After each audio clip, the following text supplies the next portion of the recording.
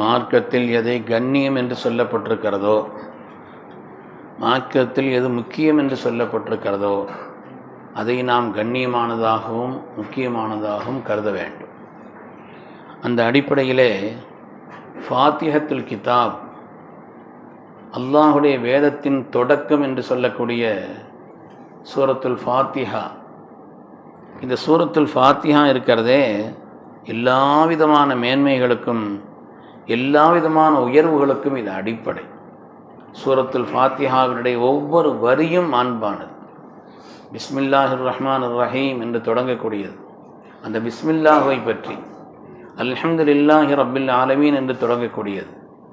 அதேபோல் அர் ரஹ்மானிர் ரஹீம், ஒவ்வொரு வார்த்தையை பற்றும் அவ்வளவு விரிவாக ஹஜ்ரத் சையதுனா அலி நாயகம் ரலியல்லாஹு அன்ஹு சொல்வார்கள், சூரத்துல் ஃபாத்திஹாவிற்கு மாத்திரம் நான் விளக்கம் எழுத ஆரம்பித்தால் பல ஒட்டகைகள் சுமக்கும் அந்த அளவுக்கு விளக்கம் எழுத முடியும்னு சொன்னான். அந்த அளவிற்கு நுட்பங்களும் மேன்மைகளும் பொதிந்தது தான் சூரத்துல் ஃபாத்திஹா. இதற்கு உம்முல் குர்ஆன், குர்ஆனுடைய தாய் என்று இதற்கு பெயர். உம்முல் குர்ஆன் ஏனென்று சொன்னால் மொத்த குர்ஆனுடைய சாரமும் இதில் இருக்கிறது. சூரத்துல் ஃபாத்திஹாவை பொறுத்தவரையிலே மொத்த குர்ஆனுடைய சாரமும் இதிலே அல்லாஹு தஆலா அமைத்து வைத்திருக்கிறான். ரப்பு தன்னை பற்றி அறிமுகப்படுத்துகிறான். அவன் யார்? ரப்புல் ஆலமீன். அவன் தன்னை பற்றி அறிமுகப்படுத்துகிறான்.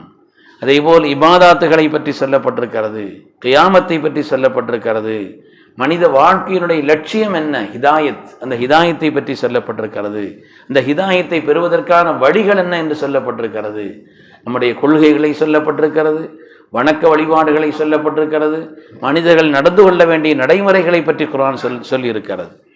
எனவே உம்முல் குர்ஆன், குர்ஆனுடைய தாய், இது அசல் என்று பெருமக்கள், அசாஸ் என்றும் கூட ஒரு பேர் இருக்கிறது. குர்ஆனுடைய அடிப்படை, குர்ஆனுடைய அடிப்படை என்றும் இது சொல்லப்பட்டிருக்கிறது. அதே போல கண்மணி ரசூலுல்லாஹி ஸல்லல்லாஹு அலைஹி வஸல்லம் சொல்வார்கள், லா ஸலாத்த இல்லா பி ஃபாத்திஹத்தில் கிதாப், சூரத்துல் ஃபாத்திஹா ஓதாமல் எந்த தொழுகையும் இல்லைன்னு சொன்னார். தொழுகையே இல்லை, லா ஸலாத்த இல்லா பி ஃபாத்திஹத்தில் கிதாப். தொழுகை என்பதனுடைய அடிப்படையே சூரத்துல் ஃபாத்திஹா தான். குர்ஆனில் வேறு யாருக்கும் எது மனப்பாடம் இருக்கிறதோ இல்லையோ, ஒவ்வொரு நாளும் 17 தடவை ஃபர்லா கண்டிப்பாக ஓதியே தீர வேண்டும். 17 தடவை, ஒரு நாளைக்கு 17 ரக்காத்துன்னா கண்டிப்பாக ஃபர்லான தொழுகைகளில் மாத்திரம் அது கண்டிப்பாக ஓதப்பட வேண்டியது. இன்னும் சுன்னத்தான தொழுகைகள், மற்ற தொழுகைகள் எல்லாத்துலேயும் எவ்வளோ ஓத வேண்டியது இருக்குது. ஒவ்வொரு முஃமினான மனிதனும் 17 தடவை கண்டிப்பாக ஓத வேண்டிய, அப்படியானால் அது மனப்பாடம் செய்திருக்க வேண்டிய, மனனம் செய்திருப்பது ஃபர்லான அளவுக்குண்டான ஒரு உன்னதமான ஒரு சூறா தான் சூரத்துல் ஃபாத்திஹா என்பது.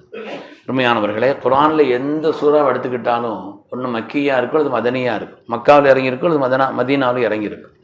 ஆனால் இந்த சூரத்துல் ஃபாத்திஹா மக்காவிலையும் தனியாக அல்லாஹ் இறக்கணும், மதீனாவிலையும் தனியாக இறக்கணும். சூரத்துல் ஃபாத்திஹாவுக்கு 2 பேர், இது மக்கி மதனி. இது மக்காவிலும் இறக்கப்பட்டது, மதீனாவிலும் இறக்கப்பட்டது. இதனுடைய முக்கியத்துவத்தை, இதனுடைய மாண்பை உம்மத்திற்கும் உலகத்திற்கும் உணர்த்துவதற்காக அல்லாஹு தஆலா இதற்கு உயர்வை சொல்லியிருக்கிறான். அதே போல அல்லாஹ் குர்ஆனில் சொல்வான், வலகத் ஆத்தைனாக சபஅன் மினல் மசானி, நாயகமே திரும்ப திரும்ப திரும்ப ஓதக்கூடிய 7 ஆயத்துகளை உங்களுக்கு நாம் தந்திருக்கிறோம் என்று சொல்லிவிட்டு ஒரு குர்ஆன் அல் அதீம், சங்கையான குர்ஆனை தந்திருக்கிறோம் என்று சொன்னான். குர்ஆனும் சூரத்துல் ஃபாத்திஹா வேறு ஒன்றும் இல்லை, குர்ஆனில் உள்ளதுதான் சூரத்துல் ஃபாத்திஹா. ஆனால் அல்லாஹு தஆலா உங்களுக்கு நான் திரும்ப திரும்ப ஓதக்கூடிய 7 ஆயத்துக்களை, ஏதாவது சூரத்துல் ஃபாத்திஹாவையும் தந்தேன், ஒரு குர்ஆன் அல் அதீம், அதுவே மகத்தான குர்ஆன் என்று விளக்கம் சொல்வார் சூரத்துல் ஃபாத்திஹா. எனவே சூரத்துல் ஃபாத்திஹா ஓதுனா ஒரு குர்ஆன் ஓதுன மாதிரி. சொல்லாம் சொல்லுவாங்க, எந்த நல்ல காரியமாக இருந்தாலும், குல்லு அம்ரின் தீபாலின், நல்ல காரியங்கள் எதிலும் அல்லாஹுடைய இஸ்மு சொல்லப்படவில்லை என்றால் அது பரக்கத்தில்லாதது. குல்லு அம்ரின் தீபாலின், எந்த காரியமாக இருந்தாலும் சரி அதிலே அல்லாஹுடைய ஹம்து சொல்லப்படவில்லை என்றால் அது அல்லாஹுடைய அருளை விட்டும் தூரமானது, பரக்கத்தில்லாததுன்னு சொன்னாங்க. அதனால தான் எந்த துஆவானாலும் சரி, பயானானாலும் சரி, எந்த காரியமாக இருந்தாலும் சூரத்துல் அது அல் பிஸ்மியை கொண்டும் ஹம்தை கொண்டும் தொடங்கப்படுகிறது என்று சொன்னால் அது அவ்வளவு மாண்பானது. பொதுவாக அரபியிலே எதற்கு ரொம்ப அழகான அதிகமான பெயர்கள் இருக்கிறதோ அது அந்த அளவிற்கு மாண்பானது. சூரத்துல் ஃபாத்திஹாவுக்கு நிறைய பேர். சூரத்து சலாத்தின் பேர், இது தொழுகையின் சூரான் பேர். சூரத்துல் காஃபியா, நிறைவானது என்று பெயர். தலீமுல் மஸ்அலா, அல்லாஹ்விடத்தில் எப்படி நாம் துஆ செய்ய வேண்டும் என்று கற்றுக் கொடுக்கக்கூடிய சூரா. எடுத்த உடனே இஹ்தின ஸிராத்தல் முஸ்தகீம் இல்லை. முதல்ல அல்லாஹ்வை புகழ வேண்டும், அவனுடைய மாண்பை சொல்ல வேண்டும், ரப்பினுடைய குதரத்தை எல்லாம் சொல்லி அதற்கு பிறகுதான் துஆ செய்வது என்று நாம் மற்ற துஆக்களை கேட்பதற்குண்டான அந்த நடைமுறையை சொல்லிக் கொடுக்கக்கூடிய சூரா. உம்முல் அத்இயா என்று சொல்லுவார். உலகத்தில் எத்தனை துஆ இருந்தாலும் எல்லா துஆவிற்கும் அடிப்படை ஹிதாயத்து தான். அல்லாஹ் குர்ஆன் இந்த உலகத்தில் நம்மளை இறக்குனதுக்கான காரணமே ஹிதாயத்து தான். சொர்க்கத்திலிருந்து இறக்கும் பொழுது அல்லாஹ் சொன்னா, குல் நஹபித்து மின்ஹா ஜமீஆ, எல்லாரும் போங்க, ஃபைம்மா ஏத்தியன்னக்கு மின்னி ஹுதன், என்னிடத்திலிருந்து ஹிதாயத்து வரும். யார் அந்த ஹிதாயத்தை பின்பற்றினார்களோ எந்த கவலையும் எந்த துக்கமும் இல்லை, மீண்டும் மகத்தான பாக்கியமான சொர்க்கமும் அல்லாஹ்வுடைய பொருத்தம் கிடைக்கும். அல்லாஹ் நமக்கு அந்த நசீவை தந்தரல வேண்டும். துஆக்களின் அடிப்படையானது ஹிதாயத். அந்த ஹிதாயத்தை குர்ஆன் சொல்லி தருகிறது. அந்த ஹிதாயத்தை பெறக்கூடிய வழிகளை சொல்லி தருகிறது. அதிகமான பெயர் உள்ளவைகள் பொதுவாக அரபியிலே அது மகத்துவம் மிக்கது. சூரத்துல் ஃபாத்திஹாவுக்கு நிறைய பேர் இருக்குது. எப்படி அல்லாஹ்வுக்கு நிறைய திருநாமங்கள் இருக்கிறதோ, அஸ்மாவுல் ஹுஸ்னா அழகான திருநாமங்கள் ரப்புக்கு நிறைய இருக்கிறது. அதே போல கண்மணி நாயகம் ஸல்லல்லாஹு அலைஹி வஸல்லம் அவங்களுக்கு ஏராளமான திருநாமங்கள். அன முஹம்மதுன், நான் தான் முஹம்மத், வான அஹ்மத், நான் தான் அஹ்மத், வானல் ஹாஷிர், வானல் ஆகிப், நபியு தௌபா, நபியுர் ரஹ்மா, யாசீன், தாஹா, ஹாமீம் என்று ஸல்லல்லாஹு அலைஹி வஸல்லம் நிறைய பெயர்கள்.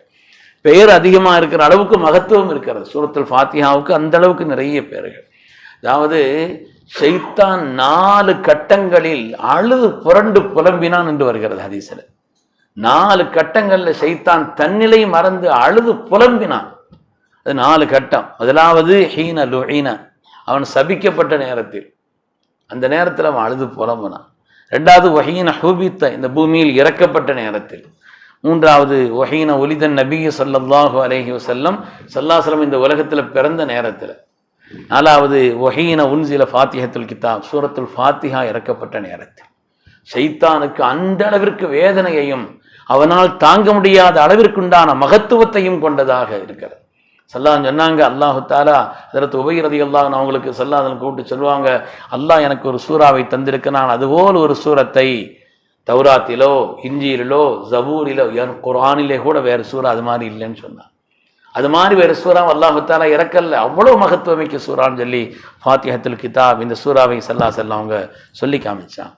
இது நாம் ஓதுவது என்பது இருக்கிறதே எல்லா அடிப்படை, துஆவுக்கும் அடிப்படை. சூரத்துல் ஃபாத்திஹா மாத்திரம் ஒரு ஆள் ஓதுறாரு, துஆவாக ஆயிடும். ஷிஃபா மின் குல்லிதா, எல்லா வியாதிக்கும் இது ஷிஃபான்னு சொன்னாங்க. எல்லா வியாதிக்கும். ஒரு ஆளுக்கு வியாதி வந்துச்சுன்னா 2 காரியம் செய்யணும். ஒன்று மருத்துவம் பார்க்கணும், இன்னொன்று ஓதி பார்க்கணும். தானும் ஓதணும், மற்றவங்கள ஓத சொல்லவும் செய்யலாம். அதனால அந்த எல்லா விதமான வியாதிகளுக்கும், இந்த வியாதி அந்த வியாதின்னு இல்லை, எல்லா வியாதிக்கும் ஸல்லல்லாஹு அலைஹி வஸல்லம் சூரத்துல் ஃபாத்திஹாவை சொன்னார்கள். ஷிஃபா மின் குல்லிதா, புகாரில் பல ஹதீஸ்கள் இது சம்பந்தமாக வருது. அதனால எல்லா வியாதிகளுக்கும் நமக்கு ஒன்றுமே தெரியல, யாருக்கும் சூரத்துல் ஃபாத்திஹா தெரியத்தானே செய்யும். சூரத்துல் ஃபாத்திஹாவை நாம் ஓதி யா அல்லாஹ் பூரணமான ஷிஃபாவை தான் சொல்லி செய்யலாம், சொல்லலாம். அதனால இது ஷிஃபா மின் குல்லிதான் ரசூலுடைய வாக்கு.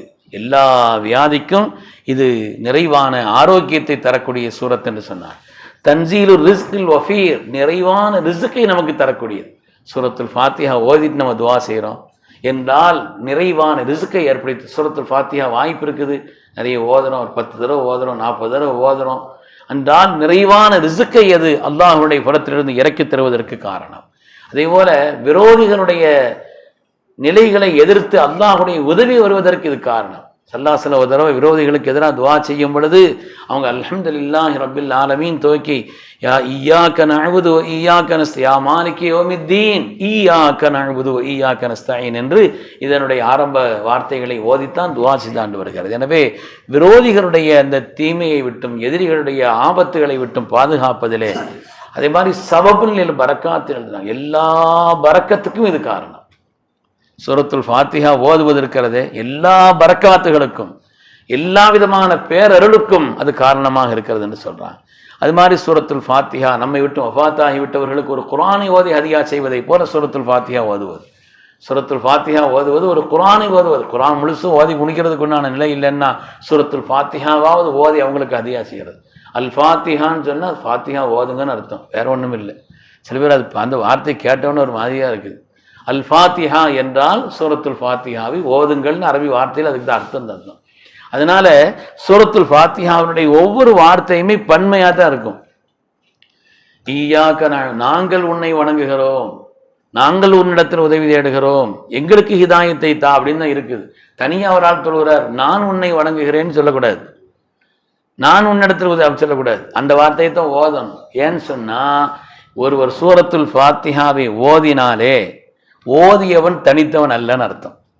அது ஓதுற ஆளு தனித்தாள் அல்ல, இது அல்லாஹ்வுடைய உதவியை பெற்றவர், மலக்குமார்களின் உதவியை பெற்றவர், பல்வேறு விதமான நல் உதவிகளுக்கு அவர் வாய்ப்பை பெற்றவர். ஓதனாலு தனித்தாள் அல்ல, பல்வேறு விதமான உதவிகளுக்கும் அவர் சொந்தமானவராக ஆகிறார் என்று பெருமக்கள் சொல்வார்.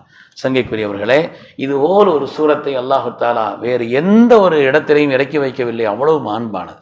எனவே சூரத்துல் ஃபாத்திஹாவை ஓதி நாம் துஆ செய்வது, அதை அதிகம் ஓதுவது என்பது மகத்தானது என்பதை நமக்கு பல்வேறு ஹதீஸ்களின் வழியாக சொல்லி காட்டப்பட்டிருக்கிறது.